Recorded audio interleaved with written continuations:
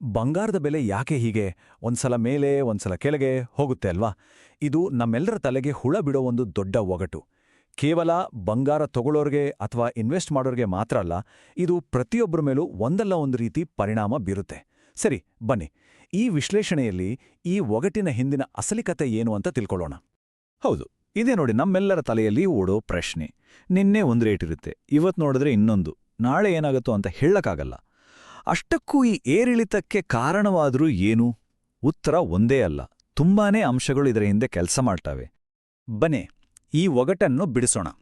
ಮೊದಲು ಬಂಗಾರದ ಬೆಲೆ ಯಾಕೆ ಏರುತ್ತೆ ಅಂತ ನೋಡೋಣ.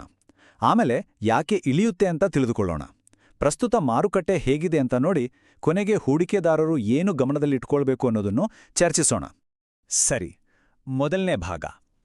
ಅರ್ಥ ಮಾಡ್ಕೊಳ್ಳಬೇಕಾದ ಮೊದಲ ವಿಷಯ ಅಂದ್ರೆ ಬಂಗಾರದ ಬೆಲೆ ಅನ್ನೋದು ಕೇವಲ ನಮ್ಮ ಊರು, ನಮ್ಮ ರಾಜ್ಯದ ವಿಷಯ ಅಲ್ಲ. ಇದು ಒಂದ್ ರೀತಿ ಗ್ಲೋಬಲ್ ಲೆವೆಲ್ನಲ್ಲಿ ನಡೆಯೋ ಹಗ್ಗ ಜಗ್ಗಾಟ. ಅಂದ್ರೆ ಎಲ್ಲೋ ಸಾವಿರಾರು ಕಿಲೋಮೀಟರ್ ದೂರದಲ್ಲಿ ಅಮೆರಿಕದಲ್ಲಿ ಏನೋ ಒಂದು ಘಟನೆ ನಡೆದರೆ ಅದರ ಎಫೆಕ್ಟ್ ನಾವು ಇಲ್ಲಿ ಬೆಂಗಳೂರಿನ ಜ್ಯುವೆಲ್ಲರಿ ಶಾಪ್ನಲ್ಲಿ ಚಿನ್ನಕ್ಕೆ ಕೊಡುವ ಬೆಲೆ ಮೇಲೆ ನೇರವಾಗಿ ಆಗಬಹುದು. ಇದು ಹೇಗೆ ಸಾಧ್ಯ? ಮುಂದೆ ನೋಡೋಣ. ಈಗ ಆ ಗ್ಲೋಬಲ್ ಹಗ್ಗ ಜಗ್ಗಾಟದ ಒಂದು ಸೈಡ್ ನೋಡೋಣ. ಅಂದ್ರೆ ಬಂಗಾರದ ಬೆಲೆಯನ್ನು ಇನ್ನೂ ಮೇಲೆ ಎಳೆಯುವ ಆ ಶಕ್ತಿಗಳು ಯಾವುವು? ಬೆಲೆ ಯಾಕೆ ಏರತ್ತೆ? ಮುಖ್ಯವಾಗಿ 4 ಕಾರಣಗಳಿವೆ. ಜಗತ್ತಿನಲ್ಲಿ ಎಲ್ಲಾದರೂ ಗಲಾಟೆ, ಯುದ್ಧ ಶುರುವಾದ್ರೆ, ಬೇರೆ ಬೇರೆ ದೇಶಗಳ ಸೆಂಟ್ರಲ್ ಬ್ಯಾಂಕ್ಗಳು ದೊಡ್ಡ ಪ್ರಮಾಣದಲ್ಲಿ ಚಿನ್ನ ಖರೀದಿಸಿದ್ರೆ, ಹಣದುಬ್ಬರ ಜಾಸ್ತಿಯಾದ್ರೆ, ಮತ್ತು ಅಮೆರಿಕನ್ ಡಾಲರ್ ಮುಂದೆ ನಮ್ಮ ರೂಪಾಯಿ ಮೌಲ್ಯ ಕುಸಿದ್ರೆ, ಇವುಗಳನ್ನ ಒಂದೊಂದಾಗಿ ಡೀಟೇಲ್ ಆಗಿ ನೋಡೋಣ. ಯೋಚನೆ ಮಾಡಿ, ಜಗತ್ತಿನಲ್ಲಿ ಎಲ್ಲಾದರೂ ಯುದ್ಧದ ವಾತಾವರಣ ಸೃಷ್ಟಿಯಾದ್ರೆ, ಉದಾಹರಣೆಗೆ ಇರಾನ್, ಇಸ್ರೇಲ್ ಅಥವಾ ರಷ್ಯಾ ಯುಕ್ರೇನ್ ಸಂಘರ್ಷದ ರೀತಿ, ಆಗ ಜನರಿಗೆ ತಮ್ಮ ದುಡ್ಡಿನ ಬಗ್ಗೆ ಭಯ ಶುರುವಾಗುತ್ತೆ. ಶೇರ್ ಮಾರ್ಕೆಟ್ ಎಲ್ಲ ಬೀಳುತ್ತೆ. ಆಗ ಹೂಡಿಕೆದಾರರು ಏನ್ಮಾಡ್ತಾರೆ? ತಮ್ಮ ಹಣವನ್ನು ಸೇಫಾಗಿರೋ ಕಡೆ ಇಡೋಕ್ ನೋಡ್ತಾರೆ. ಆಗ ಅವರಿಗೆ ಕಾಣೋದೇ ಬಂಗಾರ.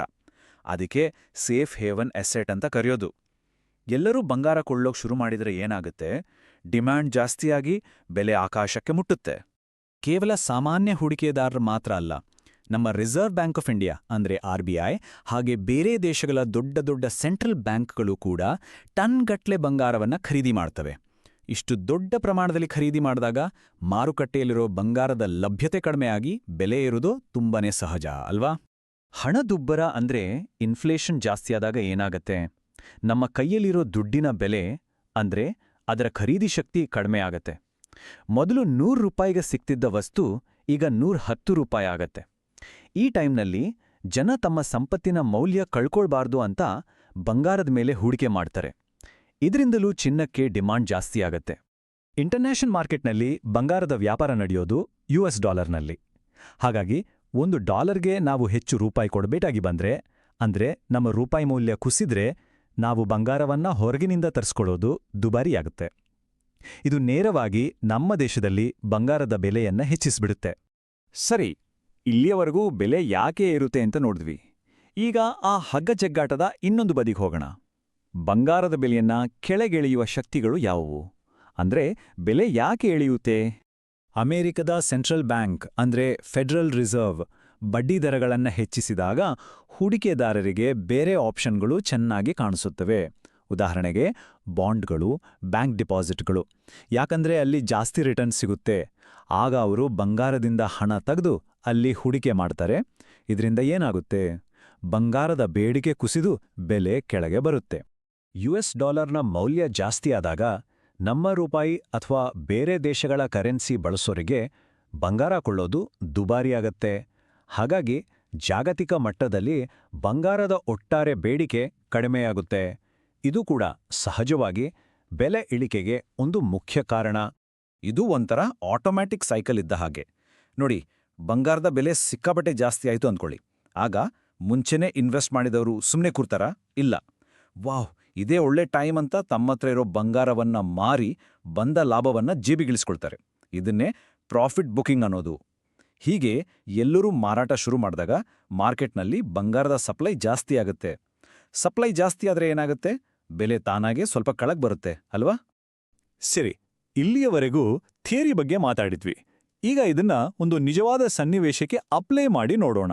ನಮ್ಮ ಮೂಲದಲ್ಲಿ ಉಲ್ಲೇಖವಾಗಿರುವ ಮಾರ್ಚ್ 2026ರ ಮಾರುಕಟ್ಟೆ ಹೇಗಿತ್ತು ಅಂತ ನೋಡೋಣ. ನಂಬೋಕೆ ಕಷ್ಟ ಆದ್ರೂ ಇದು ನಿಜ. 2026ರ ಆರಂಭದಲ್ಲಿ 10 ಗ್ರಾಂ ಬಂಗಾರದ ಬೆಲೆ ಬರೋಬ್ಬರಿ 1.5 ಲಕ್ಷ ರೂಪಾಯಿಗಳನ್ನು ದಾಟಿತ್ತು. ಇದು ಆಲ್ ಟೈಮ್ ರೆಕಾರ್ಡ್ ಹೈ. ಆದ್ರೆ ಈ ಚಾರ್ಟ್ನಲ್ಲಿ ನೋಡಿದಾಗೆ ಆ ಗರಿಷ್ಠ ಮಟ್ಟ ತಲುಪಿದ ಮೇಲೆ ಮಾರ್ಚ್ ತಿಂಗಳು ಬರೋ ಅಷ್ಟರಲ್ಲಿ ಬೆಲೆಯಲ್ಲಿ ಒಂದು ದೊಡ್ಡ ಇಳಿಕೆ ಕಂಡಿದೆ. ಹಾಗಾದ್ರೆ ಹೀಗೆ ಬೆಲೆ ಬೀಳೋಕೆ ಕಾರಣ ಏನು? ಇದಕ್ಕೆ ಕಾರಣ ಯುಎಸ್ನಲ್ಲಿ ಬಡ್ಡಿ ದರಗಳ ಬಗ್ಗೆ ಇದ್ದ ಗೊಂದಲ, ಜೊತೆಗೆ ಕಚ್ಚಾ ತೈಲದ ಬೆಲೆ ಏರಿಕೆ. ಇಂತಹ ಸಮಯದಲ್ಲಿ ಹೂಡಿಕೆದಾರರು ರಿಸ್ಕ್ ತಗೊಳ್ಳೋಕೆ ಇಷ್ಟಪಡಲ್ಲ. ತಮ್ಮ ಕೈಯಲ್ಲಿ ನಗದು ಅಂದ್ರೆ ಕ್ಯಾಶ್ ಇರ್ಲಿ ಅಂತ ಬಯಸ್ತಾರೆ. ಅದಕ್ಕೋಸ್ಕರ ಲಾಭದಲ್ಲಿದ್ದ ಬಂಗಾರವನ್ನ ಮಾರಿ ಹಣ ಮಾಡ್ಕೊಂಡಿದ್ದಾರೆ. ಇದು ನಾವಾಗಲೇ ಚರ್ಚಿಸಿದ ಪ್ರಾಫಿಟ್ ಬುಕ್ಕಿಂಗ್ಗೆ ಪರ್ಫೆಕ್ಟ್ ಉದಾಹರಣೆ. ಈ ದಿನನಿತ್ಯದ ಏರಿಳಿತಗಳನ್ನ ನೋಡಿ ಹೂಡಿಕೆದಾರರಿಗೆ ಕನ್ಫ್ಯೂಸ್ ಆಗೋದು ಸಹಜ.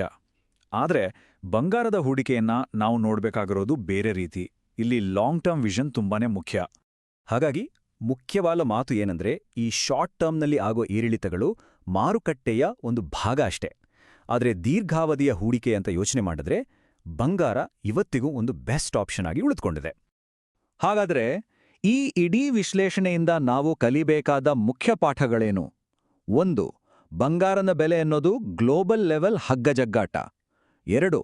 ಪ್ರತಿದಿನ ಆಗೋ ಏರಿಳಿತಗಳು ಮಾರುಕಟ್ಟೆಯ ಸಹಜ ಪ್ರಕ್ರಿಯೆ. 3. ಜಾಗತಿಕ ಬೆಲೆ ಒಂದೇ ಆದರೂ ನಮ್ಮ ಸ್ಥಳೀಯ ಬೆಲೆಗಳು ಟ್ಯಾಕ್ಸ್, ಮೇಕಿಂಗ್ ಚಾರ್ಜ್ಗಳಿಂದಾಗಿ ಬೇರೆ ಇರ್ತವೆ. ಕೊನೆಯದಾಗಿ ಒಂದು ಪ್ರಶ್ನೆ. ಈ ಎಲ್ಲಾ ಅಂಶಗಳನ್ನ ಗಮನದಲ್ಲಿಟ್ಕೊಂಡ್ರೆ ಬಂಗಾರದ ಭವಿಷ್ಯ ಏನಾಗಿರ್ಬೋದು?